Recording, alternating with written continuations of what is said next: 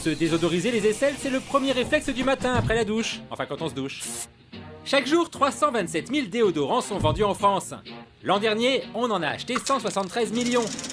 Un marché qui sent bon le succès. Près de 500 millions d'euros et pas loin de 250 références dans les rayons.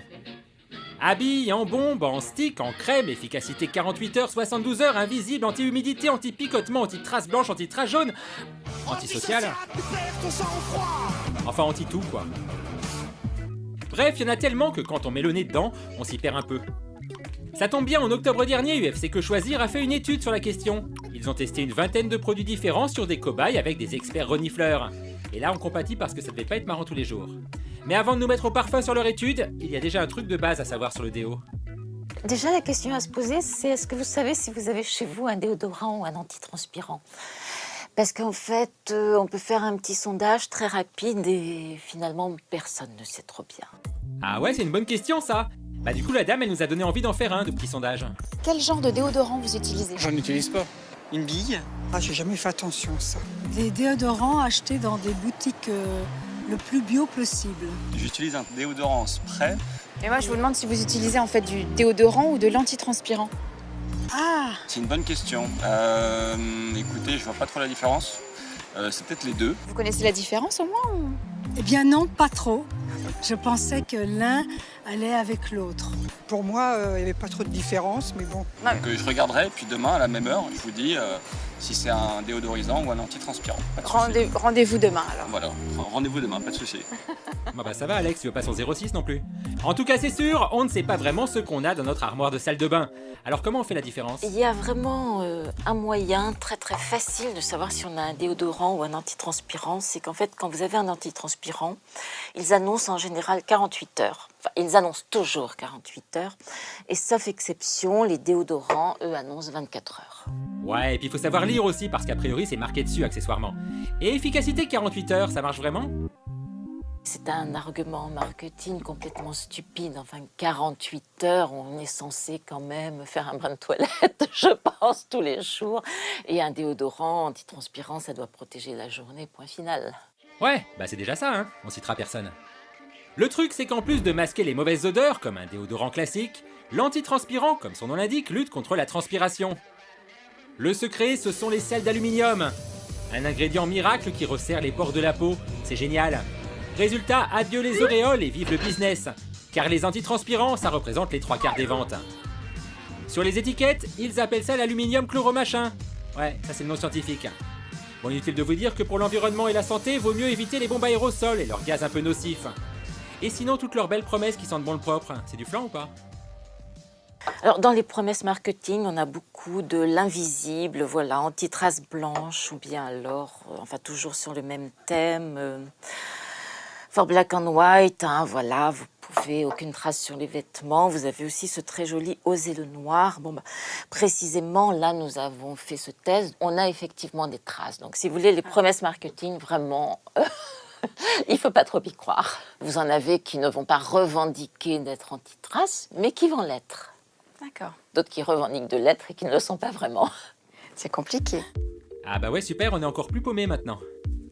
Bon, déjà, ça sent pas très bon tout ça. Et on va voir que c'est pas qu'une expression en fait. Direction Gand, en Belgique. Notre pigeonne, elle a eu du nez. Elle a déniché un jeune chercheur qui s'intéresse aux bactéries qui peuplent nos aisselles. Burk. Mais Alex, même pas peur. Hi Chris. Bonjour Chris. Bonjour. I'm ready. Je suis prête. Un peu trop là. Tu peux enlever le gant, nous devrions pouvoir faire sans. On n'en a pas besoin? Non, pas vraiment. Bah ouais, on n'est pas là pour jouer Alex, c'est sérieux. Chris, il a testé les effets du déo et de l'antitranspirant sur la flore bactérienne des aisselles. Pour ça, il a demandé à 10 volontaires super courageux de ne pas mettre de produit pendant un mois. Il a réalisé des prélèvements avant, pendant et après l'expérience. Et il a constaté que chez les cobayes qui avaient l'habitude de mettre de l'antitranspirant, il se passait un truc un peu bizarre. Ici, nous voyons les bonnes bactéries, et là, les mauvaises. Quand ils n'utilisent plus d'antitranspirant, vous pouvez observer qu'il n'y a pratiquement plus de mauvaises bactéries. Il y a alors une abondance de bonnes bactéries. Un mois plus tard, lorsqu'ils remettent de l'antitranspirant, nous observons un effet négatif sur les bonnes bactéries, alors que les mauvaises ressurgissent. Cela permet d'observer l'augmentation de la mauvaise odeur. En arrêtant l'antitranspirant, les mauvaises bactéries responsables des mauvaises odeurs disparaissent. Quand les cobayes recommencent à en mettre, elles prolifèrent. Et les bonnes bactéries, elles se barrent. Conclusion de l'étude, l'antitranspirant, ça ferait sentir encore plus mauvais. C'est l'alu. Enfin, on veut dire que c'est l'aluminium qui serait en cause, quoi. Vous êtes sûr que ça provient des sels d'aluminium? Eh bien, nous n'avons pas vu une si grande différence pour les déodorants ne contenant pas d'aluminium. Mais nous avons constaté les mêmes résultats pour toutes les personnes qui ont utilisé des produits à base d'aluminium et des antitranspirants. Donc du coup, comme on pue, on rachète de l'antitranspirant, et ainsi de suite. Un cercle vicieux pour les utilisateurs, mais plutôt vertueux pour les industriels. Cette technique moléculaire est très récente et bien sûr l'industrie du déodorant et des antitranspirants n'ont pas enquêté avec cette technique moléculaire. À l'avenir, les industries chercheront des solutions pour lutter contre. Mais aujourd'hui, nous pouvons voir que ce n'est pas une solution, c'est peut-être même pire qu'avant. Et si votre étude était confirmée, vous réalisez la bombe que ça serait pour les industriels? Eh bien, Vous réalisez les conséquences?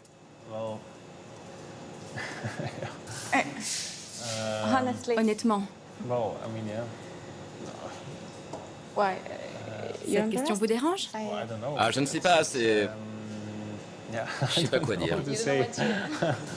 Bon, il veut pas trop se mouiller le monsieur, et il préfère relativiser. L'étude a été réalisée sur des gens qui ont de gros problèmes d'odeur, et pour lui, elle nécessite d'être approfondie. Mais depuis une quinzaine d'années, les sels d'aluminium sont suspectés d'avoir d'autres effets bien plus sérieux. Suite à des débats sur leur toxicité éventuelle, en 2011, l'Agence française de sécurité sanitaire des produits de santé a publié un rapport où elle recommande aux marques de limiter la concentration d'aluminium à 0,6%. Comme on est curieux, on a voulu savoir si les marques suivaient ces conseils. On a décidé de faire analyser 3 antitranspirants différents. Un aérosol et un antitranspirant à billes achetés en grande surface, et puis un en stick, acheté en pharmacie 3 fois plus cher. Au bout d'une dizaine de jours, les résultats tombent. Pour l'aérosol, on a trouvé plus de 3% d'aluminium. Pour l'antitranspirant à billes, plus de 4%. Mais la cerise sur les sels, c'est le produit acheté en pharmacie. 7%. C'est presque 12 fois plus que la dose conseillée par la NSM. Du coup, on a voulu contacter les marques pour en savoir plus. Bon, on vous cache pas que ça a été un peu compliqué. Ouais, ils peuvent pas trop nous sentir, on se demande pourquoi. Alors on est allé voir la FEBA, la fédération qui représente les entreprises de la beauté.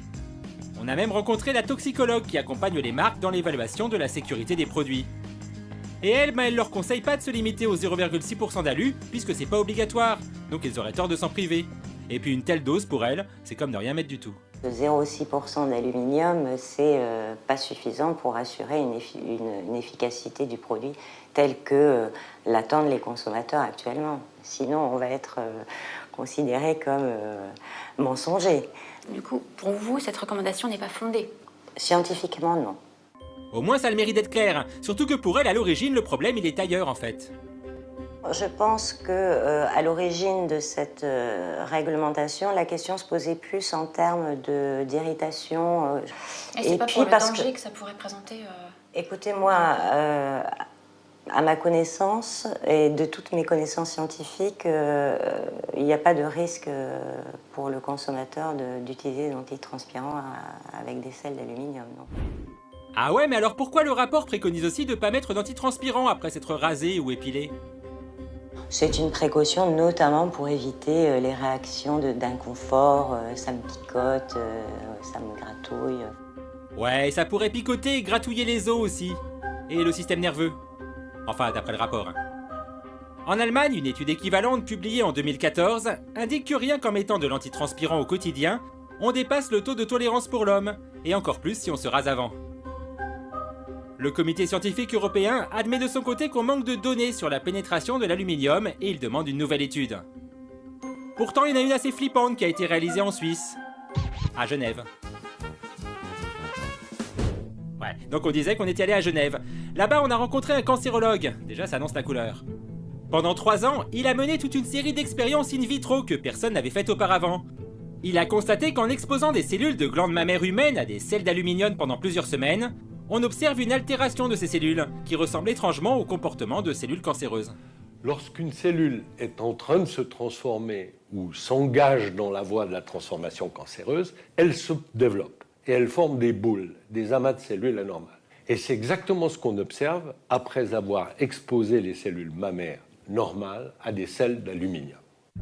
On observe tous ces effets qu'avec les cellules mammaires. Or, une étude a montré que la majorité des cancers du sein étaient aujourd'hui localisés tout près des aisselles. Surtout depuis que les antitranspirants existent et que les femmes s'épilent.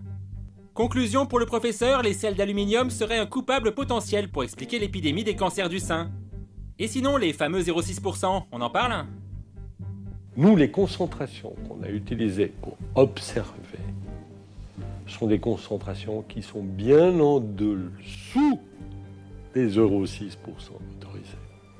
Et vous exposez les cellules pendant quelques semaines à ces taux très très faibles, ça suffit. Elles ne reviennent plus jamais en arrière. Elles sont transformées pour la vie. Ouais, ça fout les jetons. Cette étude publiée en 2012 a été jugée insuffisante par les instances scientifiques. Mais le scoop, c'est que récemment, le professeur a réalisé la même étude, mais in vivo, sur des souris. Et les résultats seraient exactement les mêmes. Nous avons fait état de nos observations à nos instances de santé publique nationale. Ils m'ont expliqué que même si nos observations étaient intéressantes, ils considéraient aujourd'hui que les sels d'aluminium, c'était pas plus toxique pour les femmes que de faire de la vaisselle ou de laver le linge dans la machine à laver. Texto. Ouais. Sous prétexte que c'était basé sur des cellules in vitro. Donc ils sont du côté des industriels, en gros. Non, mais ils sont du côté de la prudence, de l'inertie, de la prudence. Très, très grande prudence. Très grande prudence. Mais ça va basculer. Parce que les expériences animales, là, elles vont être difficilement réfutables. Le professeur en est convaincu. Les sels d'aluminium vont finir par être interdits. Mais on n'en est pas encore là. Là, vous allez vous faire des ennemis. Hein. Disons pas des copains, ouais. Je pense qu'après, il faudra qu'on ait un Mirador à la maison. Parce que là, on parle d'intérêt en milliards. Hein. L'intérêt des déodorants, c'est considérable. Et puis là, il faudra qu'ils fassent preuve d'imagination pour trouver un substitut aussi bon marché et aussi efficace. Mais il a fallu 50 ans pour interdire l'amiante. On espère qu'on prendra moins de temps pour bannir les sels d'aluminium. Bon alors si on résume, rien de tel qu'un bon vieux déodorant, non? Mais c'est pas aussi simple en fait. On est allé incognito au rayon déo d'une grande surface avec une experte en la matière. Elle va nous montrer à quel point les industriels adorent nous mener par le bout du nez. Ce qui est très embêtant quand même, du point de vue du consommateur qui ne s'y connaît pas beaucoup, c'est le mélange dans le même rayon entre le déodorant et l'antitranspirant de la même marque avec le même type de packaging. Donc en fait, on ne voit pas trop la différence. Donc on peut très bien se tromper et au pire choisir le produit juste à l'odeur ou juste à la jolie visuelle de fruits qui est dessus, quoi. Avec leur packaging, ils sont aussi super forts pour détourner notre attention. Quand vous allez avoir un antitranspirant qui contient forcément des sels d'aluminium, et bien sur le packaging, on va vous insister sur le fait qu'il n'y a pas d'alcool, qu'il n'y a pas de parfum ou qu'il n'y a pas de parabènes. En revanche, un vrai déodorant, là vous êtes sûr que vous allez avoir la mention sans sel d'aluminium.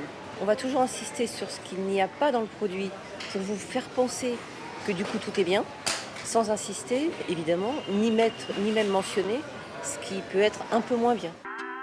On est passé dans une parapharmacie en se disant que ça serait peut-être mieux. Mais là, il y a un déo qui nous a intrigués. Tout ça mérite un bon petit décryptage pour y voir plus clair. Là, ça nous dit que c'est un déo soin. Un déo soin, ça ressemble beaucoup à déodorant quand même.